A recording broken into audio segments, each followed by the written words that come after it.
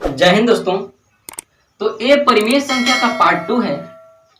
इससे पहले पार्ट में हम लोग पूर्ण संख्या, पूर्णांक संख्या, धनात्मक संख्या, ऋणात्मक संख्या ऐसे ऐसे महत्वपूर्ण बातों के उसमें चर्चा कर चुके हैं। तो ये पार्ट 2 है। अगर पार्ट 1 नहीं देखे होंगे तो पहले पार्ट 1 आप जाकर के देख लेंगे, तभी एक क्वेश्चन समझ में आएगा और नेक्स्ट पार्ट भी समझ में आएगा। तो आप सभी लोग पार्ट 1 को जरूर देखिएगा। तो यहाँ पे देखिए कहा गया है समतुल्य परिमेय संख्या किसको कहते हैं। समतुल्य परिमेय संख्या, तो परिमेय संख्या का डिफिनेशन मैं समझा चुका हूं, तो जाकर वहां से समझ लीजिए। तो एक परिमेय संख्या के अंश और हर एक ही नॉन जीरो यानी कि पूर्णांक से गुना या भाग करने पर प्राप्त नए परिमेय संख्या को समतुल्य परिमेय संख्या कहते हैं। नहीं समझ में आया? ठीक है, देखिए कहा जा रहा है कि एक परिमेय संख्या होगा।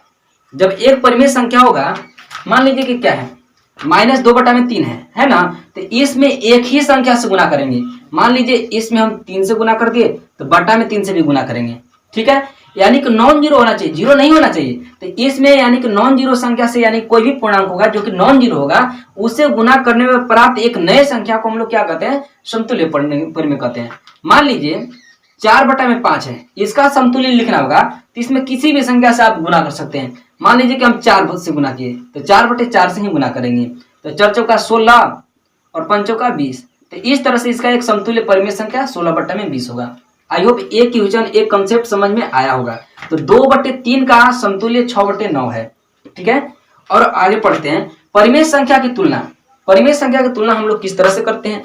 देखिए पहला बात आपको याद रखना होगा, प्रत्येक धनात्मक पूर्णांक, जो प्रत्येक धनात्मक पूर्णांक होती है वो हमेशा 0 से बड़ी होती है। प्रत्येक मान के चलिए कि 4/5 ये हमेशा क्या होगा, तो 0 से बड़ी ही होगी, हमेशा बड़ी होगी। धनात्मक परिमेय होना चाहिए तो 0 से बड़ा ही होगा। प्रत्येक ऋणात्मक पूर्णांक संख्या 0 से छोटी होती है। प्रत्येक मान लीजिए 4/5 हो गया, ठीक है, तो ये हमेशा ही 0 से छोटी होगी, 0 से हमेशा छोटी होगी और 0 बड़ी होगी। अब इस तरह से देखिए, प्रत्येक धनात्मक परिमेय संख्या प्रत्येक ऋणात्मक परिमेय संख्या से बड़ी होती है। इसको कहने का मतलब ये समझिए, देखिए प्रत्येक धनात्मक 4/5 हम लिख लेते हैं और एक -4/5 लिखते हैं। ये दोनों में कौन बड़ा होगा, तो ये दोनों में हमेशा ही जो धनात्मक रहेगा वो बड़ा होगा। तो धनात्मक परिमेय हम लोग किसे कहते हैं, तो धनात्मक परिमेय का हम डिफिनेशन समझा चुके हैं पिछले वीडियो में, तो उसमें जाकर के आप जरूर देखिएगा। इसके नेक्स्ट पार्ट में हम लोग पढ़ेंगे मानक रूप, स्टैंडर्ड फॉर्म, परिमेय संख्या के स्टैंडर्ड फॉर्म पढ़ेंगे। तो आप सभी लोग नेक्स्ट वीडियो को भी जरूर देखिएगा। बहुत ही इंजॉयबल कंसेप्ट होगा, बहुत ही अच्छे तरीके से समझाएंगे।